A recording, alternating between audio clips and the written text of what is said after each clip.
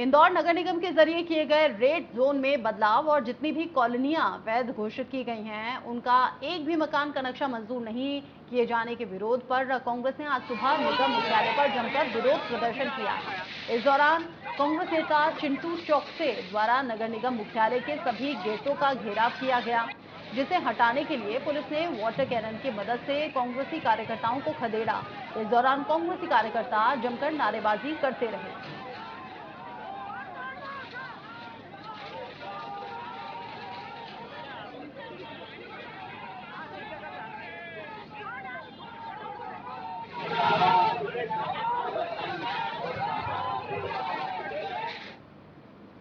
श्योपुर के जल संसाधन विभाग में 17 साल पहले पौधारोपण के नाम पर हुए 3 करोड़ 40 लाख रुपए के घोटाले की 6 साल तक लोकायुक्त द्वारा जांच की गई, जिसके बाद आखिरकार दोषी अफसरों पर एफआईआर दर्ज हो गई है।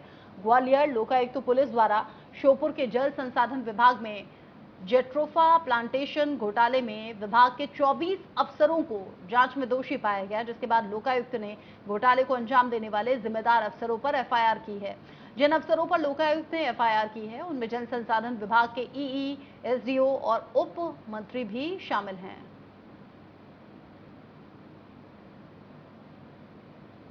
ये चंबल नहर में जो प्रोजेक्ट बनाया पौधा का, ये बिल्कुल फर्जी है और धरातल पे कुछ नहीं था। 3 करोड़ 40 लाख का जो घमंड किया और इसकी जांच लोकायुक्त ने की और 24 कर्मचारी अधिकारियों पे एफआईआर हुई, ये जायज़ है। ये बहुत बड़ा घोटाला है और ऐसे घोटाला और भी काफ़ी है कई विभागों में। इसमें नेताओं ने पता है, सब नेताओं ने पता है, नेताओं का इसमें हाथ है।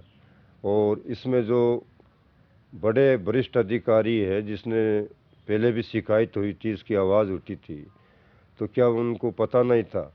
पर सब लोग इस घोटाले में लिप्त थे और कागजों में ये प्रोजेक्ट बना के 3 करोड़ 40 लाख का घपला। बालाघाट के परसवाड़ा विधानसभा क्षेत्र के मोते गांव से अतरी मार्ग पर पुल का निर्माण करने वाले ठेकेदार के काम छोड़कर भाग जाने की खबर है, जिससे पुल का काम अधूरा है। आवागमन रुक गया है। आपको बता दें कि पूरा मामला आयुष मंत्री रामकिशोर कावरे के विधानसभा क्षेत्र का है, जहां पर पुल कार्य अधूरा होने से बच्चों को लगभग 3 किलोमीटर घूमकर मोतेगांव मौर्या स्कूल जाना पड़ रहा है। वहीं किसान भी अपने खेतों में काम करने के लिए 3 किलोमीटर फेरा लगा रहे हैं, जिससे गांव वाले बहुत ज्यादा चिंता में भी हैं और परेशानी भी महसूस कर रहे हैं।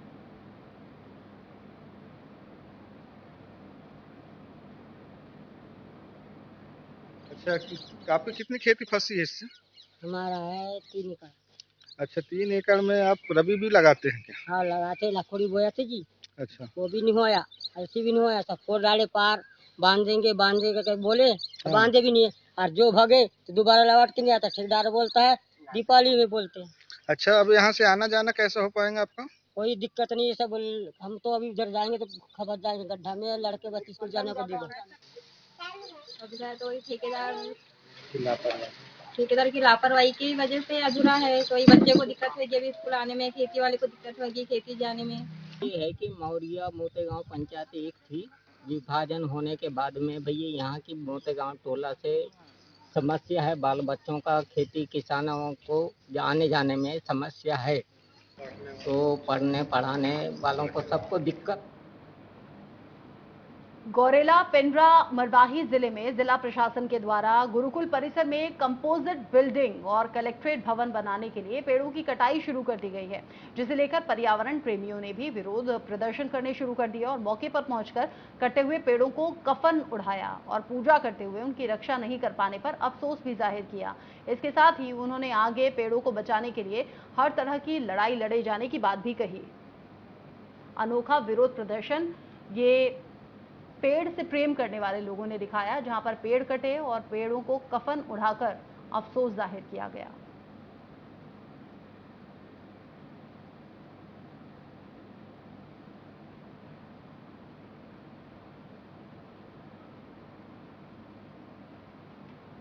किसी भी चीज को पूरी शिद्दत से चाहो तो पूरी कायनात आपको उससे मिलाने में लग जाती है। ऐसे ही कई बच्चों के सपनों को साकार कर रही है जिला प्रशासन। आपको बता दें कि बच्चों को जिला प्रशासन द्वारा चलाए जा रहे संस्थानों में निःशुल्क शिक्षा प्रदान की जा रही है, जहां पर 9वीं से 12वीं तक की कक्षाओं के साथ विभिन्न प्रतियोगी परीक्षाओं की विषय विशेषज्ञों द्वारा निःशुल्क तैयारी करवाई जाती है। इसे देखते हुए इस साल 65 बच्चों का क्वालिफाई होना उत्साहजनक भी है।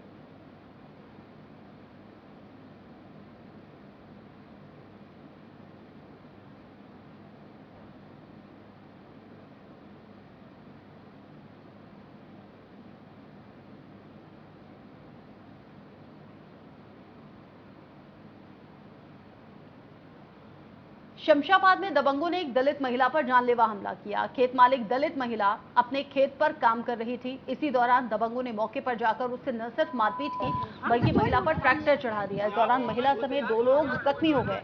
महिला को गंभीर हालत में अस्पताल में भर्ती कराया गया है। शमशाबाद पुलिस इस पूरे मामले पर जांच की बात भी कर रही है।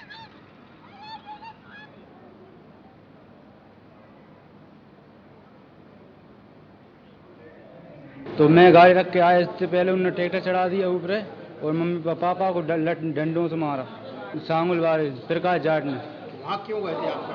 सर हमारा खेत जोत रहा जबरदस्ती। कितने लोगों ने मारा? मैं 4-5 लोग थे, 5-6 जन थे। घायल कितने लोग हैं? घायल 2 जन लोग हैं और कच्चे चोट है हमारे पास। बोलना गए हमारे जमीन है वहाँ पे।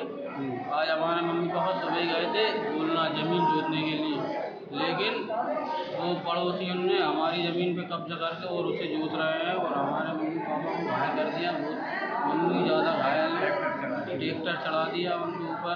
पहले से विवाद चल रहा था, हमने आवेदन दिया था थाने में पहले और तहसील में भी दिया था, लेकिन टीआई साहब ने कोई अभी तक कार्रवाई नहीं करी थी।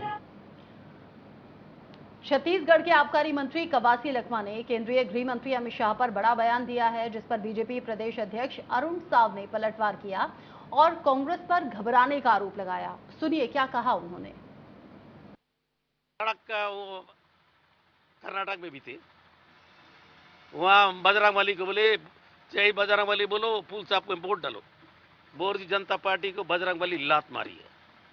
अभी भगवान भी उनके साथ नहीं है, बजरंगबली भी नहीं है, फिर आदमी कहाँ से रहेंगे। सड़क का वो कर्नाटक में भी थे, वहाँ बजरंगबली को बोले जय बजरंगबली बोलो, पुल साहब को वोट डालो। भारतीय जनता पार्टी को बजरंगबली लात मारी है। अभी भगवान भी उनके साथ नहीं है, बजरंगबली भी नहीं है, फिर आदमी कहाँ से रहेंगे। आज जिस प्रकार से बस्तर को ठगने का काम, बस्तर के विकास को ठप करने का काम, बस्तर के लोगों के छलने का काम पिछले 4.5 सालों में हुआ है, वो बताता है। और आज कवासी लखमा जी ने बस्तर के लिए कुछ किया नहीं और सैकड़ों की संख्या में भारतीय जनता पार्टी में लोग।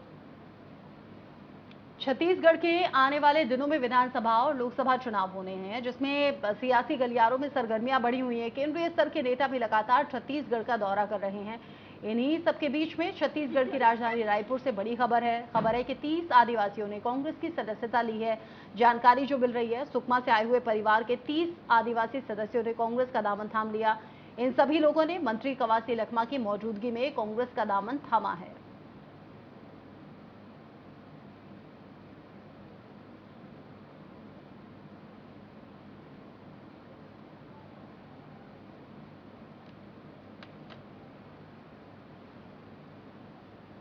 वहीं इस दौरान कवासी लखमा ने मीडिया को संबोधित किया और बीजेपी पर जमकर हमला बोला। सुनिए क्या कहा।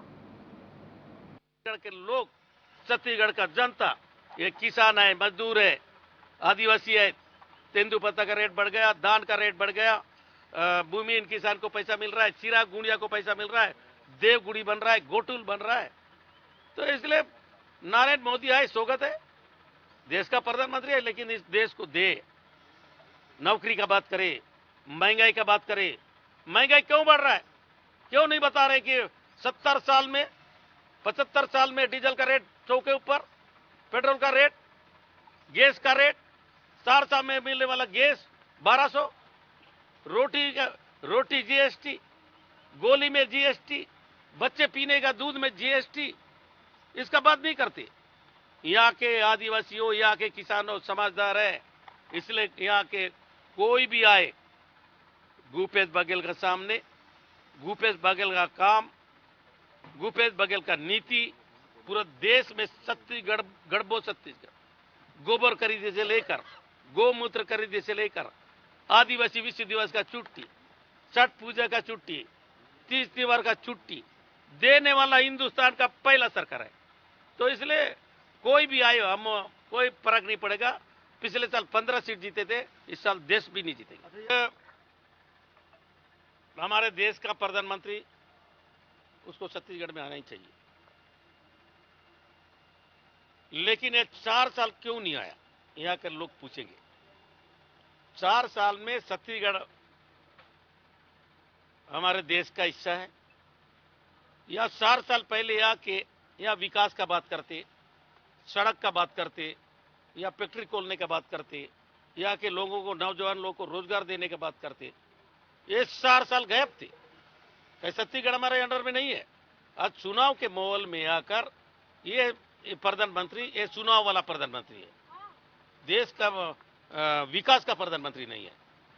राजनाथ सिंह आया, इतना बड़ा सियान आदमी, खाली सिर्फ धर्मांतरण, यही है। नरेंद्र मोदी 9 साल धर्मांतरण नहीं किया है क्या? मैं इनसे पूछने चाहता हूं कि ये धर्मांतरण नहीं किया 9 साल। उनको बताने, मतलब उनका विकास का बताने आने वाला काली धर्मांतरण की बात करते हैं। बीजेपी काली धर्मांतरण ने 9 साल किया है, कांग्रेस ऐसा काम नहीं करती। तो इसलिए प्रधानमंत्री आए, नड्डा जी आए, नड्डा जी अपना प्रदेश को नहीं बचा पाया। अपना प्रदेश छोटा सा प्रदेश है, वो हिंदूवासी प्रदेश है, सबसे ज्यादा हिंदू का ही रहता है। तो हिमाचल में रहते हैं, वहां नहीं बचा पाया, यहाँ क्या करेगा। छत्तीसगढ़ की बीजेपी प्रदेश अध्यक्ष अरुण साव ने कांग्रेस पर बड़ा हमला बोला और छत्तीसगढ़ को भ्रष्टाचार का गढ़ बता दिया। इसके साथ ही उन्होंने सरकार पर वादा नहीं निभाने का आरोप भी लगाया। ये बात उनकी सही है कि आज छत्तीसगढ़ भ्रष्टाचार का गढ़ बन गया है। आज छत्तीसगढ़ के साथ अन्याय और अत्याचार राज्य की भूपेश बघेल की सरकार कर रही है और छत्तीसगढ़ के 3 करोड़ जनता की कोई परवाह राज्य की कांग्रेस सरकार को नहीं है। कांग्रेस के मुखिया, सरकार के मुखिया केवल अपनी कुर्सी की चिंता में लगे हैं, केवल घोटाले और भ्रष्टाचार हो रहे हैं, विकास के सारे काम ठप है, हर वर्ग को ठगने और धोखा देने का काम हुआ है। पर 15 सालों में छत्तीसगढ़ को हमने सजाया और संवारा है। आज छत्तीसगढ़ के आम लोगों के जीवन में परिवर्तन लाने का काम जो हुआ है वो उन 15 सालों के शासनकाल में हुआ है। नेशनल हाईवेज के कुछ काम हो सकते हैं, रेलवे के कुछ काम है और भी कुछ विभागों के काम है जो अधिकृत रूप से आज आने चाहिए। देखिए, जैसे आपने बात कही कि छत्तीसगढ़ सरकार ये वादे करने वाली है। पिछले जन घोषणा पत्र में 4 सिलेंडर मुफ्त में देने का वादा था, हुआ पूरा? मैं कितने ऐसे घोषणाएं गिनाऊंगा जिस सरकार ने पूरे नहीं किए और फिर से ये छत्तीसगढ़ की जनता को ठगने की तैयारी में है। पर छत्तीसगढ़ की जनता इनके वादों पर नहीं आने वाली। छत्तीसगढ़ की जनता आज इनके झूठे वादे और ठगने की नीति को समझ चुकी है। जिस प्रकार से 4.5 साल में इन्होंने छत्तीसगढ़ की दुर्दशा की है, विकास के सारे काम ठप हैं, केवल और केवल भ्रष्टाचार और घोटाले इस सरकार में हो रहे हैं। आज छत्तीसगढ़ में जिस प्रकार से लगातार लैंड जिहाद और लौ जिहाद की घटनाएं हो रही है, आज छत्तीसगढ़ को ये सरकार किस दिशा में लेकर जा रही है, आज छत्तीसगढ़ का आम व्यक्ति चिंतित है। सरगुजा में जंगली पुटो खाने से एक ही परिवार के 4 सदस्य बीमार हो गए, जिन्हें इलाज के लिए कमलेश्वरपुर सामुदायिक स्वास्थ्य केंद्र में भर्ती कराया गया। इलाज सभी का चल रहा है। बताया जा रहा है कि इस परिवार ने बीती रात जंगली पुटू बनाकर खाया था, जिसको खाने के बाद कुछ ही देर बाद इनकी तबीयत खराब होनी शुरू हो गई। अस्पताल पहुंचाया गया और अभी डॉक्टर्स की देखरेख में परिवार के 4 सदस्यों का इलाज चल रहा है।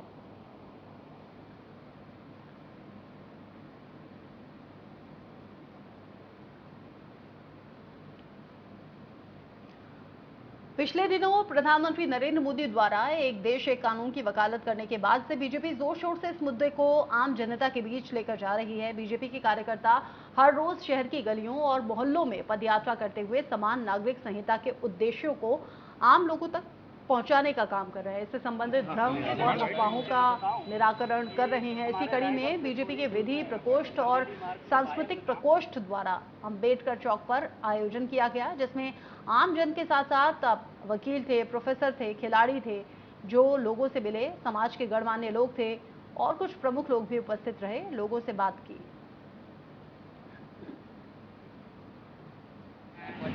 नरेंद्र मोदी जी ने देश और हमारे समाज के लिए राष्ट्र के प्रगतिशील सोच के साथ समान नागरिक संहिता यूसीसी यूनिफॉर्म सिविल कोड की बहस को प्रारंभ किया है और एक समाज सुधार की दिशा में हम सब लोग उसे लेकर आगे बढ़ रहे हैं। इसका आरक्षण से या अनुसूची 5 या अनुसूची 6 के आदिवासी भाइयों के विशेष प्रावधानों, विशेष अधिकारों पर कोई प्रभाव नहीं पड़ेगा। इस बात को हम जन जन के बीच में जाकर समझा रहे हैं। आज रायगढ़ में हमारे समाज के गणमान्य नागरिकगण, समाज के प्रमुख लोग, खिलाड़ी लोग, वकील लोग, प्रोफेसर लोग, लायंस क्लब के मेंबर्स, इन सब के साथ हमने यहाँ पे इंटरेक्शन किया है और जो उसके समर्थन के लिए आवश्यक प्रोसेस है उसे पूरा कराने के लिए सबका अपील कर। बिलासपुर में चिटफंड कंपनी के नाम पर लोगों को लाखों का चूना लगाकर विदेश फरार होने की फिराक में एयरपोर्ट पर बैठे आरोपी को तोरवा पुलिस ने गिरफ्तार करने में सफलता हासिल की है। दरअसल छत्तीसगढ़ सरकार द्वारा चिटफंड कंपनी के नाम पर लोगों को चूना लगाने वाले आरोपियों के खिलाफ कार्रवाई का निर्देश दिया गया, जिसके तहत पुलिस अलग अलग चिटफंड कंपनियों के डायरेक्टर और लोगों का पैसा हजम करने वाले अधिकारियों की धरपकड़ कर रही है। इसी दौरान पूरे प्रदेश में रोज वैली चिटफंड कंपनी द्वारा करोड़ों का चूना लगाने वाले आरोपी प्रसाद बनर्जी की तलाश की जा रही थी, जिसे पुलिस ने विदेश भागने से पहले ही गिरफ्तार कर लिया। चिटफंड के आरोपियों की लगातार पता तलाश की जा रही थी। वरिष्ठ अधिकारियों के निर्देशानुसार आरोपियों की धरपकड़ हेतु लुकआउट सर्कुलर जारी की गई थी। उसे तो फरार आरोपी प्रशांत बनर्जी इंदिरा गांधी इंटरनेशनल एयरपोर्ट दिल्ली से विदेश जाने की फिराक में था, जहां एयरपोर्ट में उसे डिटेन किया गया। वरिष्ठ हमारे पुलिस अधीक्षक महोदय को सूचना दिया गया। सूचना पश्चात तत्काल आरोपी को अग्रिम कार्रवाई की टीम बिलासपुर से रवाना की गई, जहां से आरोपी को विधिवत ला करके आज दिनांक को माननीय न्यायालय में पेश किया गया। चलिए इसी खबर के साथ छोटा सा ब्रेक यहाँ पर ले रहे हैं, लौटेंगे।